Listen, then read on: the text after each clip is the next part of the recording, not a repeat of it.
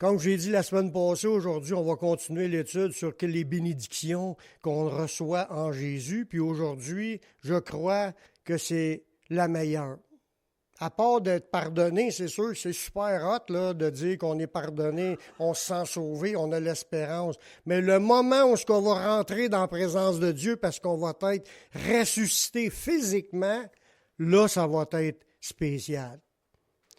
Dans l'Apocalypse, il donne, pas dans l'Apocalypse, dans l'Ancien Testament, il y a un prophète qui dit qu'on va être comme des veaux qui sortent d'une étable. On va sauter et on va crier de joie parce que la course va être finie, les efforts, les combats, les luttes. Le titre du message, c'est dans les bénédictions qu'on a en Jésus. Parce que ça, c'est ce qu'il faut toujours ramener. Parce que si on est sauvé, c'est à cause du Seigneur. C'est pas à cause qu'on est meilleur, c'est pas à cause qu'on a fait beaucoup de bonnes actions, qu'on a gagné notre place. Pas du tout. Ce n'est pas par nos œuvres qu'on est sauvé. C'est par la foi dans le Messie. On n'a pas de mérite. Après que tu as été sauvé, tu vas en faire des œuvres. Tu vas démontrer ta foi. Mais c'est pas tes œuvres qui vont te sauver parce que tu as un gros bagage d'œuvres, puis je pense qu'il va me donner le tapis rouge. Non, pas du tout. C'est à cause de notre foi dans le Messie. C'est lui qui a ouvert un nouveau chemin. On n'a pas le choix. Si tu veux aller à Dieu, il faut que tu passes par Jésus. Mais une fois que tu es connecté au Seigneur, que tu es rentré dans son chemin, puis que tu marches avec le Seigneur, mais là, il y a des promesses, des bénédictions qu'il nous a promis. Puis une d'entre autres, c'est qu'il nous a dit qu'il nous ressusciterait. Yeshua nous ressuscitera pour être avec lui éternellement. Ça avec, c'est un gros mot. Parce que la notion de vivre une vie éternelle, on ne le comprend pas parce que nous autres, on a un commencement et une fin. Mais quand on va tomber dans l'éternité, il n'y a plus de temps. Tu rentres là, puis tu vas toujours rester là. Tu ne peux pas sortir même de là. L'éternité n'a pas de fin. Fait que quand on va rentrer dans la vie éternelle, c'est une vie, on pourra dire, sans fin, à l'infini. Ici, on les compte nos jours. À partir du premier jour qu'on est venu au monde, chaque journée, on peut les compter, puis le dernier jour qu'on va être sur cette terre, on peut même le savoir, la date.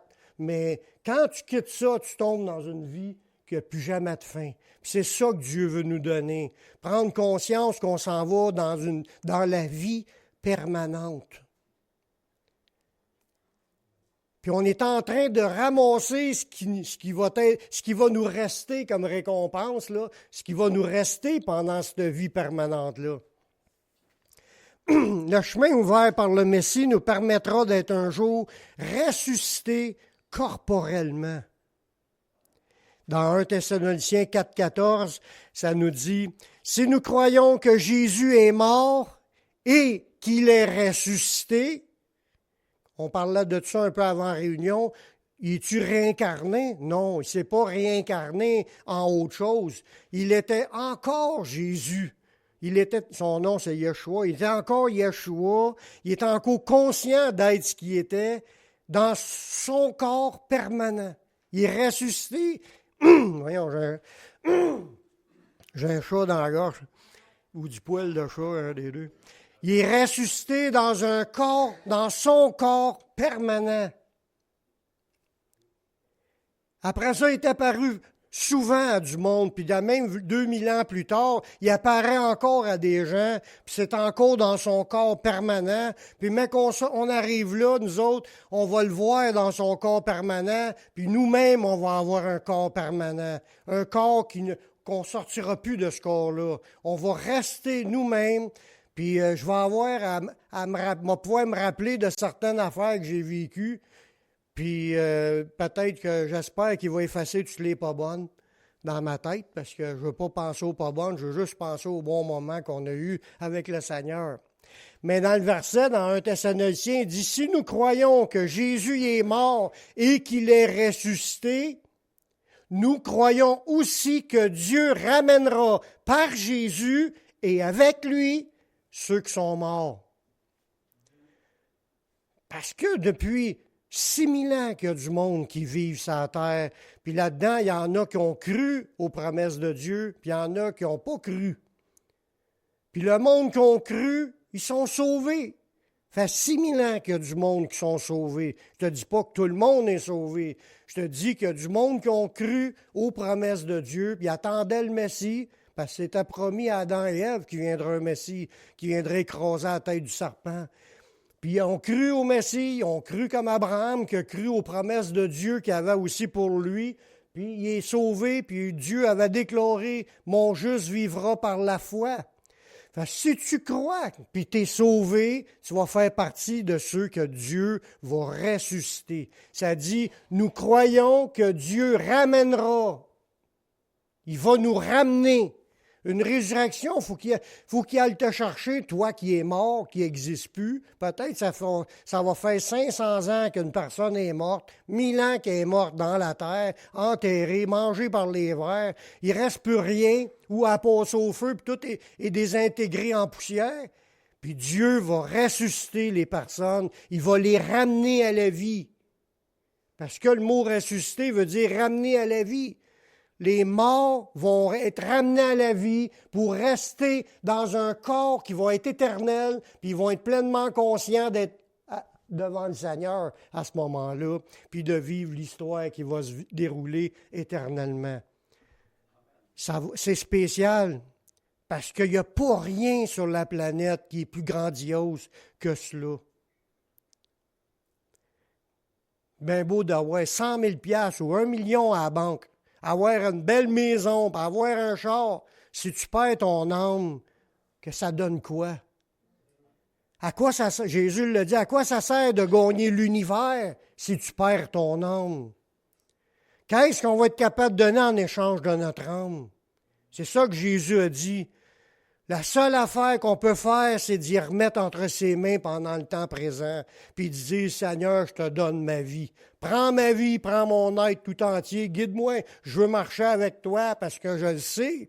Ta parole le dit qu'un jour, tu vas me ramener à la vie, puis je vais vivre éternellement avec lui. Ceux qui pensent à dire, moi, je veux être réincarné sur la terre, ça va donner quoi puisque la terre va être détruite? Il ne restera plus rien. C'est même dit que la terre et le ciel vont disparaître comme un vieux livre que tu roules, comme un vieux manteau. Puis ça va disparaître, puis il n'y aura plus de place. Ça veut dire, tu as beau être réincarné, c'est pas ça. Il dit qu'il va nous ressusciter, puis il va nous amener sur un nouveau ciel ou une nouvelle terre, ce qu'on appelle le paradis de Dieu. Amen. La croyance de la résurrection, ça existait avant que Yeshua n'en parle. Ce n'était pas une nouveauté, puisqu'il en parlait déjà dans l'Ancien Testament. Comme qu'on le sait, l'Ancien Testament, ça a été écrit avant que Jésus vienne. Puis ça l'annonçait des choses sur ce que Dieu voulait faire dans la suite. Ça annonçait, entre autres, qu'il viendrait un Messie. Mais, entre autres, ça l'annonçait qu'il viendrait une résurrection. Puis les gens, dans le temps de Jésus, savaient, étaient déjà au courant de cela, qu'il y aurait une résurrection, avant même que Jésus n'en parle. On le voit, cet exemple-là, dans Jean chapitre 11, au verset 21. Quand Jésus est arrivé, puis Lazare, son frère, son ami, était mort, Lazare, puis Marthe et Marie sont venus, puis on parlait avec le Seigneur, puis tout le monde était triste. Puis là, Jésus leur a dit des choses, mais regardez ce bout d'histoire-là. Marthe dit à Jésus, « Seigneur, si tu eusses été ici, mon frère ne serait pas mort.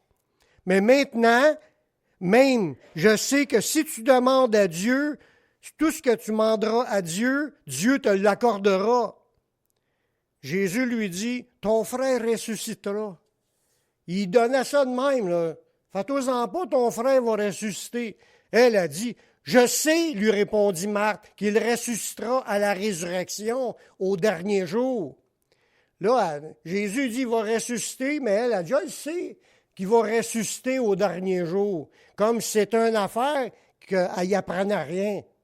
Elle a dit ça, elle pensait de rien apprendre. Mais Jésus voulait être plus précis sur cela.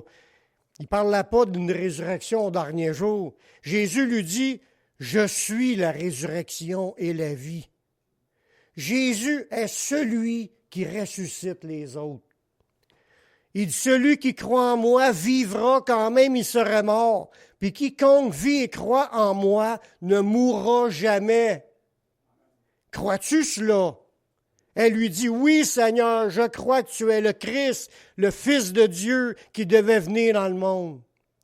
Le point que je voulais souligner là-dedans, c'est de vous dire que c'est pas nouveau de croire en la résurrection. C'était même pas nouveau de croire à la résurrection dans le temps de Jésus, puisqu'elle-même a dit, je le sais qu'il va ressusciter au dernier jour. Mais Jésus, lui, voulait plus que ça. Il dit, je suis la résurrection. Puis Jésus avait l'intention de ressusciter Lazare drette là. C'est ce que la Bible a dit, si vous allez lire le texte. Jésus a ressuscité Lazare drette là. C'était quelqu'un qui était déjà dans le sépulcre, dans le tombeau depuis 4 jours, puis il sentait déjà le pourri. Puis là, Jésus il a dit, Lazare sort, puis là, le gars, il est ressuscité, puis il est sorti de là intact. Il sentait bon. Ça disait plus qu'il sentait quelque chose. Il était ressuscité, il était revenu à la vie, malgré qu'on le sait scientifiquement, quand tes cellules, quand tu es mort, tes cellules commencent à mourir, tu n'as plus de vie dans ton corps, tu es en train de te décomposer, puis là, il y a une odeur qui se dégage. Puis surtout, quand il fait chaud, ça va encore plus vite pour se décomposer. Puis là, lui, il sentait déjà, puis il l'a ressuscité. C'est pour ça qu'on peut dire qu'on croit à la puissance de Dieu. Lui qui a créé l'univers à partir du néant, du vide, il a créé toute la matière, il est capable de redonner la vie, de donner un corps en santé à quelqu'un qui est à mort depuis X mois, puis même X années. Dieu nous dit qu'il va nous ressusciter. Dans les prophéties de l'Ancien Testament, Dieu y annonçait déjà la résurrection des morts. Dans l'Ancien Testament, on voit une promesse de cela dans Daniel au chapitre 12 au verset 2.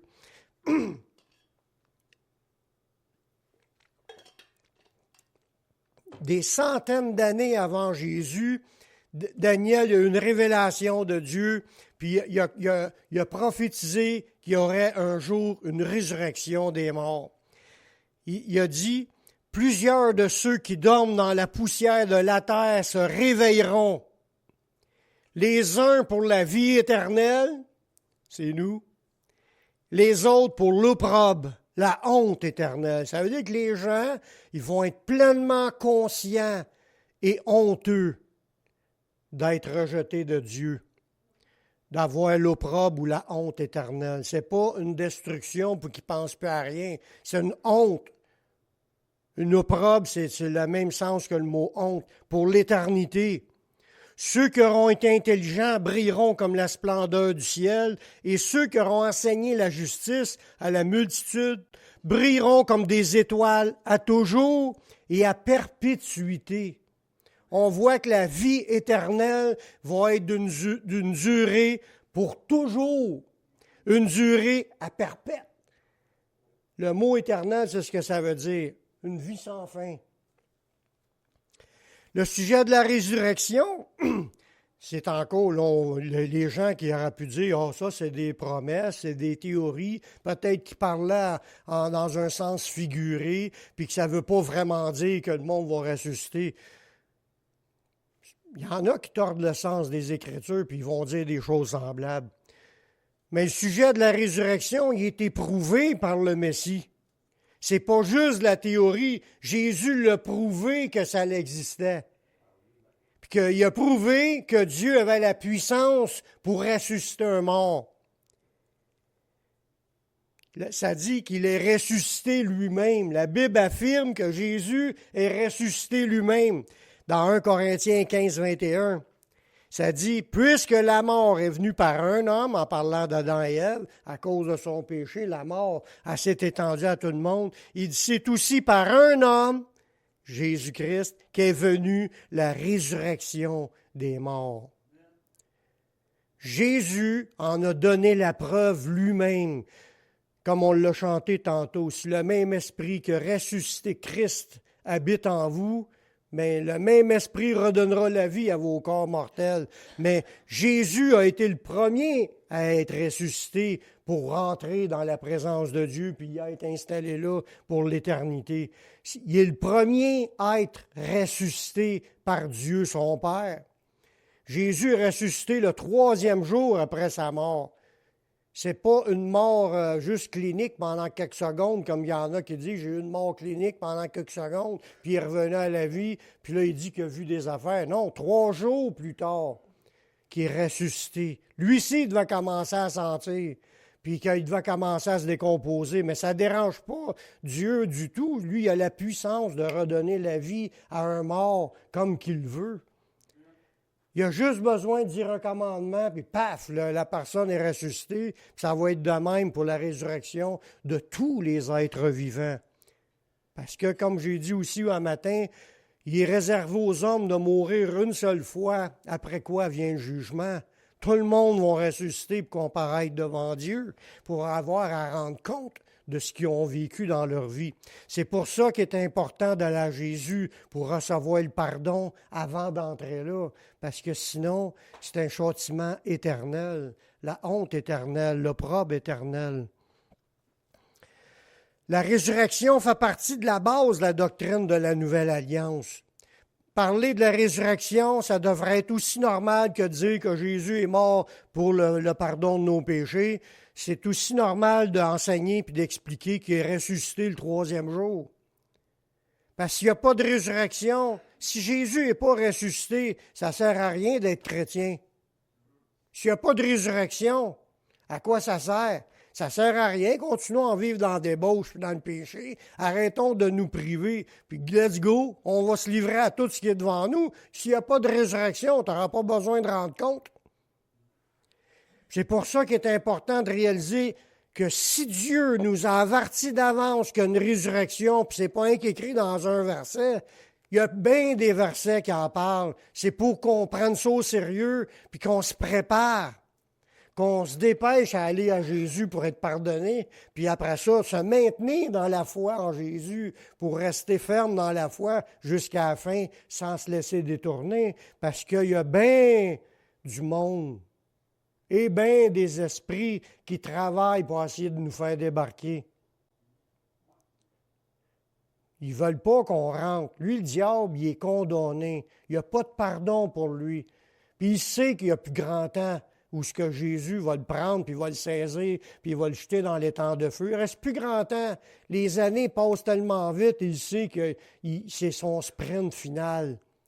S'il peut influencer des chrétiens à abandonner le chemin pour s'en aller être jugé à la même place que lui, il va être jugé, il essaye tout pour amener le monde là. Mais la résurrection, croire en la résurrection, ça fait partie de la doctrine du Nouveau Testament. Dans tous les livres de la Bible, il en parle. Dans 1 Corinthiens 15, Paul, il l'enseignait. Il dit, « Je vous ai enseigné avant tout les premiers points de base. » Quand il dit « avant tout », ça veut dire c'est les premières choses que je vous ai enseignées. Il dit « comme je l'avais reçu aussi ». Que Christ est mort pour nos péchés, selon les Écritures, parce que c'était écrit dans l'Ancien qu'il fallait qu'il meure pour nos péchés. Ça dit aussi qu'il a été enseveli, il a été 3 jours dans le sein de la terre, enseveli, il a été mis dans un sépulcre, un tombeau. Qu'il a été enseveli et qu'il est ressuscité le 3e jour selon les Écritures. C'est encore une prophétie de l'Ancien Testament qui disait que Dieu ne permettra pas que son sein voie la corruption, puis qu'il était pour le sortir du séjour des morts. C'était écrit, prophétisé dans l'Ancien Testament que Jésus serait ressuscité. Puis, c'est pas rien que ça. C'est pas rien que le fait que Jésus a ressuscité. C'est qu'il est apparu à ses disciples pour leur montrer, il a donné des preuves qu'il y avait une résurrection.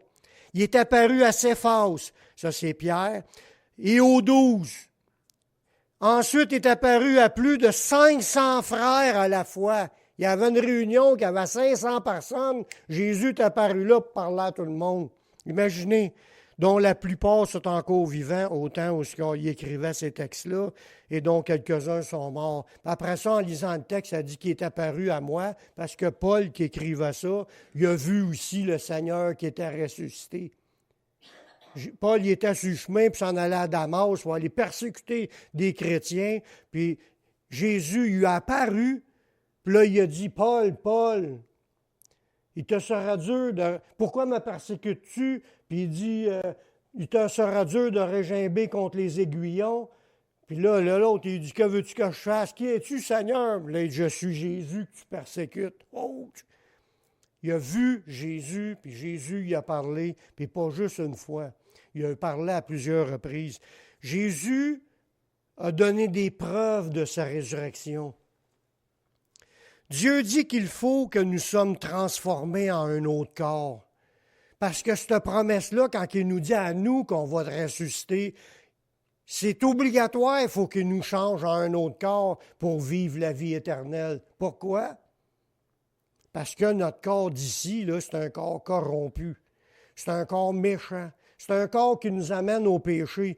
C'est un corps qui nous tire puis nous conduit dans des choses qui déplaisent à Dieu. Dieu, il faut qu'il nous débarrasse de ce corps de chair-là pour nous donner un corps qui va être parfait.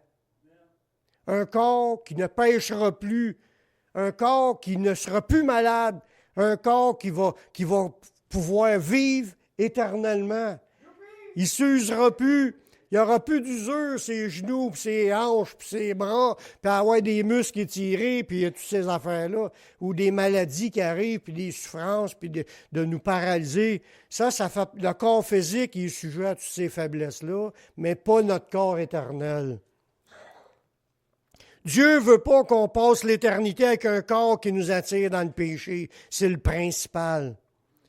Dans 1 Corinthiens 15, 53, Paul nous dit « Car il faut que ce corps corruptible, c'est un corps qui se corrompt, qui est corrompu facilement, ce corps-là, là, il y a des convoitises, il y a des désirs un peu, il nous inspire des pensées un peu, puis surtout l'insouvenir de ce qu'il a vécu, puis ce qu'il voudra encore.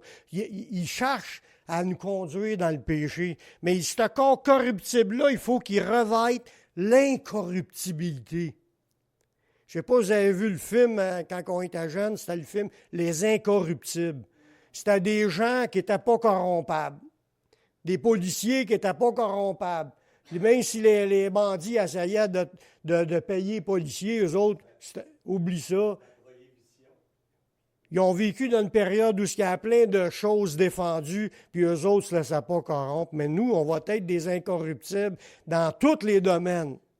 Dans le domaine de marcher dans la sainteté tout le temps. Ça va être extraordinaire. Fait qu'il faut que notre corps corruptible revête l'incorruptibilité et que ce corps mortel revête l'immortalité. On va être des immortels. Des gens qui ne peuvent plus mourir. Ni mourir spirituellement, ni mourir physiquement. On va être des gens qui vont vivre éternellement. Une fois que tu es rentré là, tu es là pour l'éternité. Dieu nous promet de nous ressusciter dans un corps sans défaut et pleinement opérationnel. Comment est-ce qu'il y en a qui aiment ça, se lever le matin, puis avoir mal dans le dos, puis avoir de la misère à se déplier? Je suis sûr qu'il y en a une couple qui connaissent ça. Il y en a qui ne le connaissent pas, je ne vous le souhaite pas, mais ça arrive. Mais ça, c'est les corps qui ont de la misère à être opérationnels. Puis on a de l'usure, puis on a de la fatigue, on a de l'essoufflement, on a des très grandes limites physiquement. L'autre bord n'aura pas de limite. Il dit dans 1 Corinthiens 15, 42, Paul il continue à nous expliquer, « Ainsi en est-il de la résurrection des morts. Le corps, il est semé corruptible, comme que je disais tantôt, il se corrompt facilement, mais il ressuscitera incorruptible. Il est semé méprisable, mais il va ressusciter glorieux. Il est semé infirme, il va ressusciter plein de force.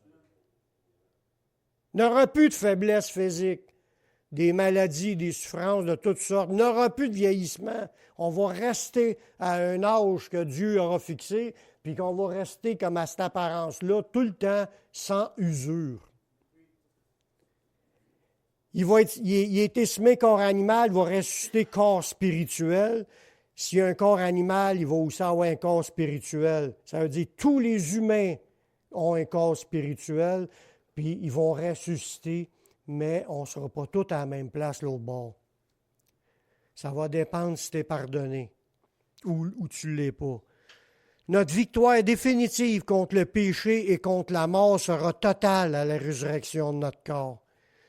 On va avoir une victoire totale contre la mort puis contre le péché. Il n'y aura plus de péché dans nos corps. Puis il n'y aura plus de mort non plus. Paul l'explique dans 1 Corinthiens 15, le verset 54. Il dit, lorsque ce corps corruptible aura revêtu l'incorruptibilité et que ce corps mortel aura revêtu l'immortalité, alors s'accomplira la parole qui est écrite. La mort est engloutie dans la victoire. Le jour où on va être rendu là, c'est la victoire. Oui, on peut dire que déjà en Jésus, tu es déjà victorieux, mais ça, c'est en théorie. C'est mais qu'on soit rendu là que tu es assuré à 100% de ta victoire. Parce qu'on a plein d'avertissements qui nous dit « Persévérez dans la foi, marchez dans mes voies, demeurez en moi ». Ça, c'est ce qui nous est dit afin qu'on rentre. Parce qu'il y en a qui s'égarent en cours de route. Ils ont connu puis ils ont abandonné. Mais nous, on ne veut pas abandonner. Mais quand on va être rendu là, il dit la mort va être engloutie dans la victoire. Définitive. Il n'y aura plus question d'avoir peur. Aussitôt que tu vois que j'étais auprès de Jésus, c'est un nuage, fais-toi-en plus. C'est fini tes troubles. Tu n'as plus besoin de t'inquiéter. Tu es rendu. Puis c'est pour l'éternité.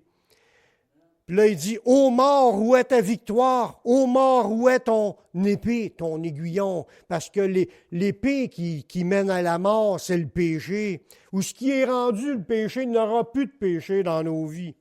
L'aiguillon de la mort, c'est le péché. Puis la puissance du péché, c'est la loi. Mais grâce soit rendue à Dieu qui nous donne la victoire par notre Seigneur Jésus-Christ. On a la victoire. Déjà, on peut se réjouir qu'on l'a, mais elle va être définitive au moment où on va rentrer l'autre bord. Yeshua a aussi dit que tous les humains sur cette terre ressusciteront. Mais ce n'est pas tout le monde qui entreront dans la présence de Dieu dans son ciel. Il faut bien prendre conscience de ça. Puis ça va nous amener à prendre conscience qu'on a de l'ouvrage à faire pour avertir les autres, pour leur dire « Va à Jésus pour être pardonné, parce que si tu meurs sans Jésus, t'es fait. » Dans Jean 5, 28, Jésus le dit « Ne vous étonnez pas de cela, car l'heure vient où que tous ceux qui sont dans les sépulcres, ne parle pas juste si tu y crois. Tout le monde qui sont dans les sépulcres, c'est tout le monde qui sont enterrés depuis le début de la création. Il dit, ils vont entendre la voix du Seigneur, puis ils vont en sortir. Tout le monde qui sont dans les tombeaux vont sortir des tombeaux à la voix du Seigneur. Ceux qui auront fait le bien ressusciteront pour la vie, ceux qui auront fait le mal ressusciteront pour le jugement. On voit clairement dans les Écritures qu'il y aura une séparation entre ceux qui servent Dieu et ceux qui ne le veulent pas. Parce que quand on fait l'analyse de tous ces versets-là, il y en a plein de versets qui nous parlent de cela. Là, aujourd'hui, j'ai sorti comme les versets de ce que je voulais vous apporter. Il faut vous mettre l'accent et dire, il y en a une résurrection, mais sois sûr que tu es sur le bon bord, que tu es avec le Seigneur. On voit clairement qu'il va y avoir une séparation parce que Jésus lui-même, qui est le Seigneur ressuscité, qui est en même temps l'avocat pour défendre ceux qui lui appartiennent, puis est en même temps le juge qui va juger les autres, il sait de quoi est-ce qu'il parle. Il a dit dans Matthieu 25, au verset 31, « Lorsque le Fils de l'homme viendra dans sa gloire, ça c'est à son retour, il dit avec tous les anges, il va revenir, puis ça va être glorieux. Puis tous ceux qui disent « Ah, ça n'existe pas, achète-moi pas que ces niaiseries-là », ils vont le voir. Bien, il va être trop tard. Ça dit qu'il va s'asseoir sur son trône de gloire. Puis toutes les nations qui sont assemblées devant lui, il séparera les uns avec les autres. C'est lui qui connaît ses brebis, c'est lui qui va faire le ménage, qui va séparer. Il va mettre ses brebis à sa droite et les boucs à sa gauche. Dans cette chose-là, c'est pour nous parler de son jugement, pour discerner ceux qui lui appartiennent, pour les emmener avec lui dans son royaume, puis que les autres vont être rejetés.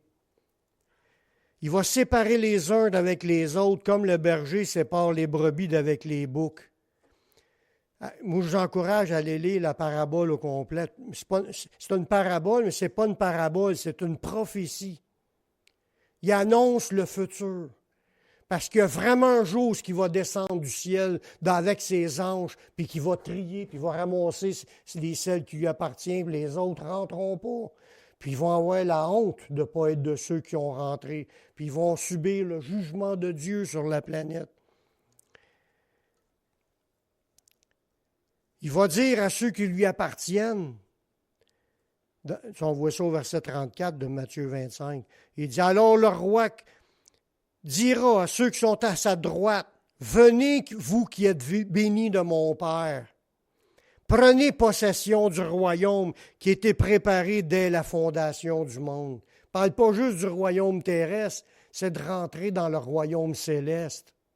Prendre possession du royaume préparé dès la fondation du monde, la fondation de ce monde. Le royaume terrestre a déjà préparé, le royaume céleste t'a déjà préparé en préparant le royaume terrestre. Dieu prépara déjà notre place pour qu'on rentre avec lui un jour. Son plan, il était déterminé avant la création du monde. C'est avant la création du monde que Dieu nous a choisis. Puis si vous êtes là assis en train d'écouter ce que Dieu dit à travers sa parole, là, c'est parce que vous êtes un appelé.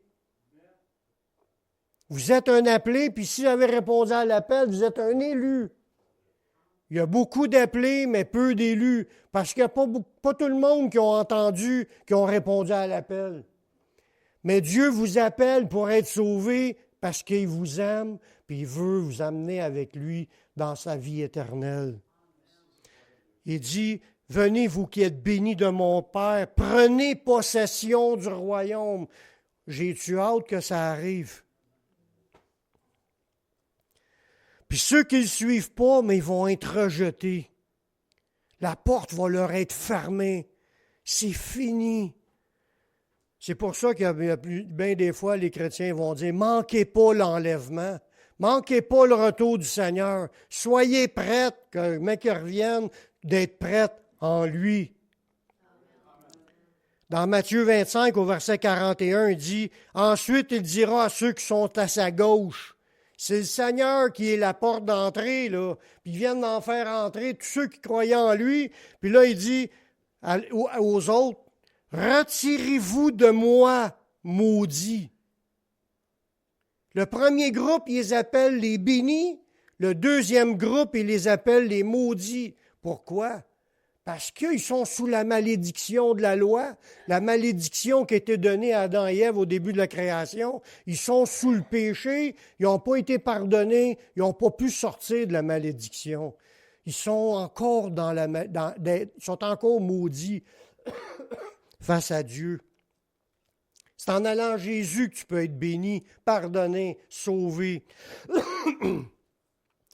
Là, il lui dit, « Retirez-vous de moi, maudits, allez dans le feu éternel. » On voit encore la durée de l'éternité pour le jugement de ceux qui refusent d'aller au Seigneur pour être pardonnés.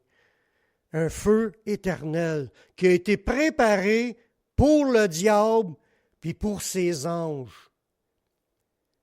Le feu éternel qu'on appelle l'enfer, qu'on appelle le lac de feu, qu'on appelle l'étang ardent de feu et de soufre. Il y a plein de versets qui parlent de ça, du jugement de Dieu éternel, là.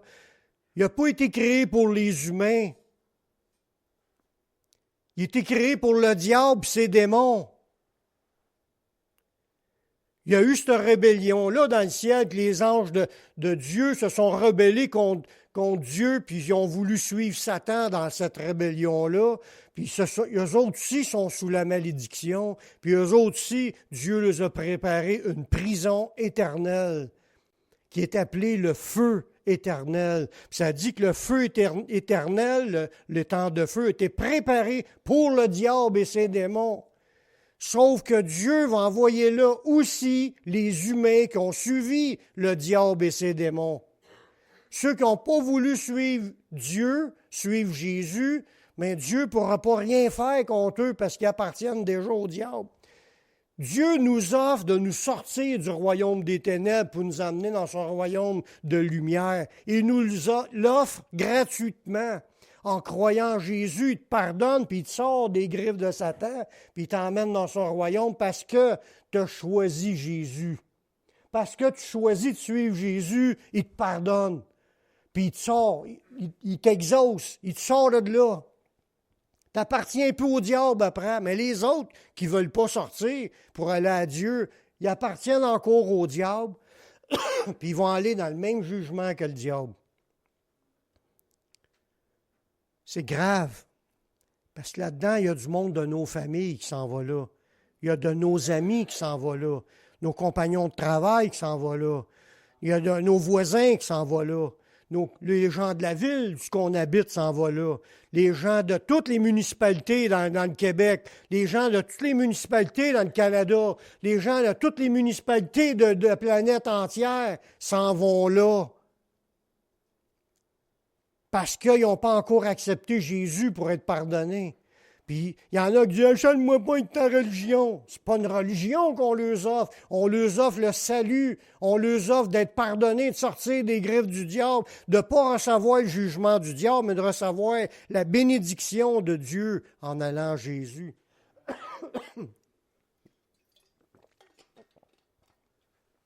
La résurrection éternelle n'est promise qu'à ceux qui ont laissé entrer Yeshua dans leur vie. Jésus. Ça, le prochain verset que je vous lis, c'est la même idée que le chant qu'on a chanté tantôt. Le chant est inspiré du prochain verset qu'on va lire dans Romains 8, 11. « Et si l'esprit de celui qui a ressuscité Jésus d'entre les morts, c'est quel esprit qui a ressuscité Jésus? C'est le Saint-Esprit de Dieu. Si l'Esprit de Dieu qui est en Jésus, l'a ressuscité des morts, habite en vous, mais celui qui a ressuscité Christ d'entre les morts rendra aussi la vie à vos corps mortels par son esprit qui habite en vous. » C'est pour ça qu'il est important de laisser rentrer Jésus dans notre vie, laisser rentrer le Saint-Esprit, laisser rentrer Dieu dans notre vie pour que ce soit la vie de Dieu qu'on vive sur la terre, puis qu'on va faire partie des sauvés, de ceux qui appartiennent à Dieu. Lors de la résurrection, nous serons tous réunis avec le Seigneur et tous les autres élus. Parce que tous, quand je dis tous, c'est tous ceux qui ont répondu à l'appel de Jésus vont être ressuscités, rassemblés avec Jésus et rassemblés avec tous les élus, tous les sauvés. Il va y avoir pas mal de monde. Une multitude innombrable que Dieu nous dit. Une multitude innombrable qui va être sauvée, mais il y en a encore plus qui vont être perdus. Il ne faut pas les oublier, puis ça, c'est pour nous mettre comme une idée. Il faut faire de quoi, frères et sœurs, pour pouvoir les emmener. Parce que pensez-vous qu'on va rire, qu'on va trouver ça drôle de voir ceux qu'on aimait pleurer, grincer des dents, puis vouloir... Puis là, tu sais, capoter là, parce qu'ils sont rachetés de Dieu, parce qu'ils n'ont pas voulu croire. Mais est-ce qu'on leur en a parlé suffisamment pour qu'ils comprennent? Est-ce qu'on a insisté pour qu'ils soient sauvés? Parce qu'il dit, contrains-les d'entrer. C'est une force. C'est avec faut que tu... Puis Paul, il dit qu'il prêchait avec une pleine persuasion. Lui, il cherchait à convaincre. C'est de tout faire nos efforts, tout ce qui est dans notre possibilité, de dire ce qu'on peut dire, puis il insiste en toute occasion, favorable ou non, pour amener le monde dans le bon chemin. Dans 2 Corinthiens 4, 14, ça nous dit « Sachant que celui qui a ressuscité le Seigneur Jésus nous ressuscitera aussi avec Jésus et nous fera paraître avec vous en sa présence. » Ça veut dire, les avec vous, là, c'est avec tous les chrétiens. Il va nous ressusciter avec Jésus, pour être avec Jésus, mais pour être aussi avec tous les ressuscités, pour vivre une vie sans fin. Pour le moment de notre résurrection, ça sera au retour de Yeshua sur cette terre. Là, je n'ai pas tout expliqué ce qui se passe pour ceux qui sont en attente. Nous autres, on risque de possiblement d'être encore vivants, mais que Jésus revienne parce qu'on avance dans le temps, puis ça s'en vient très vite. Les derniers signes sont en train de s'accomplir, mais on risque d'être encore vivants quand Jésus va revenir. Mais il y en a que ça fait déjà 2000 ans, qui sont morts 3000 ans, puis ils attendent le Seigneur.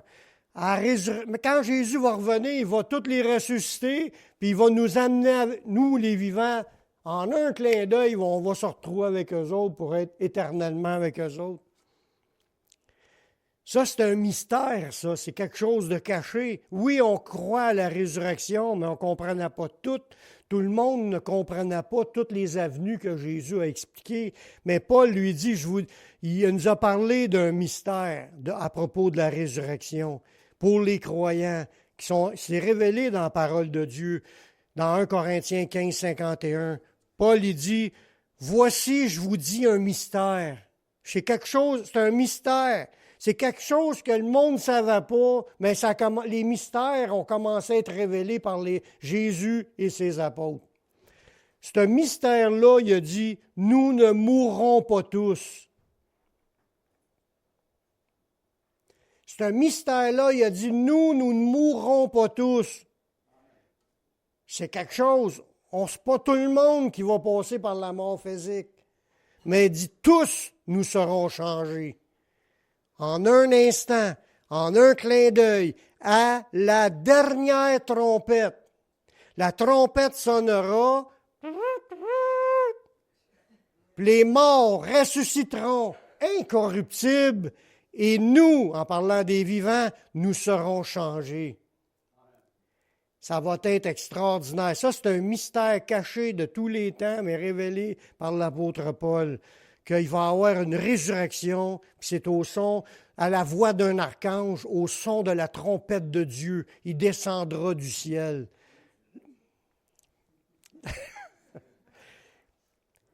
Lors de notre résurrection, nous resterons avec le Seigneur pour toujours. Dans 1 Thessaloniciens 4, 17. Ensuite, nous les vivants qui serons restés, nous serons tous ensemble enlevés avec eux sur des nuées, sur les nuages, à la rencontre du Seigneur dans les airs, et ainsi nous serons toujours avec le Seigneur. Alléluia! Tu n'auras plus besoin d'avoir peur, de crainte, puis etc. Puis là, le bon temps va commencer avec le Seigneur. Puis je finis avec un dernier verset qui nous explique, « Pour ceux qui seront avec lui, Dieu nous fera profiter de sa gloire. » Dans Colossiens 3, 3, ça nous dit, « Car vous êtes morts, puis votre vie est cachée avec Christ en Dieu. » Comme je disais tantôt, spirituellement, là, c'est comme si on est déjà quasiment rendu. Il reste 5 à se rendre physiquement. Mais il dit, quand Christ, votre vie, paraîtra à son retour, alors vous paraîtrez aussi avec lui dans la gloire. Ça va être quelque chose d'extraordinaire. Imaginez là, que dans un instant, on se retrouve sur un nuage. Ça arrivera là, tard. On se retrouve sur un nuage avec le Seigneur. Waouh! On est dans les airs, là. Puis ça va illuminer parce que le Seigneur, lui, sa gloire, son visage rayonne comme le soleil. Les anges puissants, c'est comme un éclair qui va partir de l'Orient jusque dans l'Occident. Il va éclairer la terre de sa gloire. Puis nous, on va être au milieu de tout ça, au milieu de sa gloire. On va être nous-mêmes, comme j'ai dit tout à l'heure, au début de la création, au début de la prophétie de Daniel, que nous-mêmes, les croyants, on va briller. Il dit, ceux qui auront été intelligents brilleront comme la splendeur du ciel. Intelligents, c'est le monde qui ont compris que Jésus est mort pour pardonner leurs péchés, puis ils ont embarqué. Ça, c'est les intelligents. Ils vont briller comme la splendeur du ciel. Puis ceux qui auront enseigné, des prédicateurs de justice, mais eux autres, ils brilleront comme des étoiles à toujours et à perpétuité. Il va nous faire vivre sa gloire. Ça va être spécial. Ça va être pour un moment terrestre pendant le règne du Christ sur cette terre, parce que Jésus va se réinstaller pour ce qu'on appelle le millénium, un règne de Christ sur la terre. Ce n'est pas des humains, parce qu'il y a une fausseté qui se véhicule présentement, qu'il y en a qui pensent qu'ils sont rentrés dans le millénium parce qu'un humain contrôlera un pays pour essayer d'amener le monde il va emmener la foi sur la terre, puis de marcher dans les voies de Dieu par la force des lois humaines. C'est pas ça du tout. Le règne de millénium, c'est le règne de Christ lui-même, en chair et en os, mais éternel. Il va s'installer, il va descendre, va mettre ses pieds sur la montagne de Jérusalem, puis il va servir de Jérusalem comme siège social pour régner sur cette terre lui-même avec tous ses saints qui seront avec lui. C'est ce que les prophéties disent. C'est le règne de Christ descendu sur cette terre, puis ça s'en vient très bientôt. C'est pour ça que nous sommes les prédicateurs qui doivent annoncer le retour de notre Maître. Puis il revient très bientôt. Le 2000 ans, il disait c'était bientôt. Nous autres, on peut le dire facilement, il revient très bientôt. Amen. On va prier. Seigneur, je te remercie pour ta parole, pour nous encourager dans la foi à croire en ta résurrection et notre résurrection. Seigneur, tes promesses sont grandioses, puis nous sommes reconnaissants. Puis merci de révéler tes mystères, Seigneur, de révéler ta pensée sur ton plan, ce que tu as préparé et non ce qu'on pensait. C'est toi qui nous as avertis d'avance tout ce qui va arriver. Puis merci, Seigneur, pour tout ce que tu vas nous faire vivre dans la suite. Mais garde-nous dans ta main. On veut rester ferme dans la foi. On veut rester en toi, puis garder la foi jusqu'à temps que tu viennes nous chercher. Merci pour tout ce que tu vas faire dans nos vies. Utilise-nous pour ta gloire. On s'en remet à toi. Je te prie dans le nom de ton Fils Yeshua. Amen.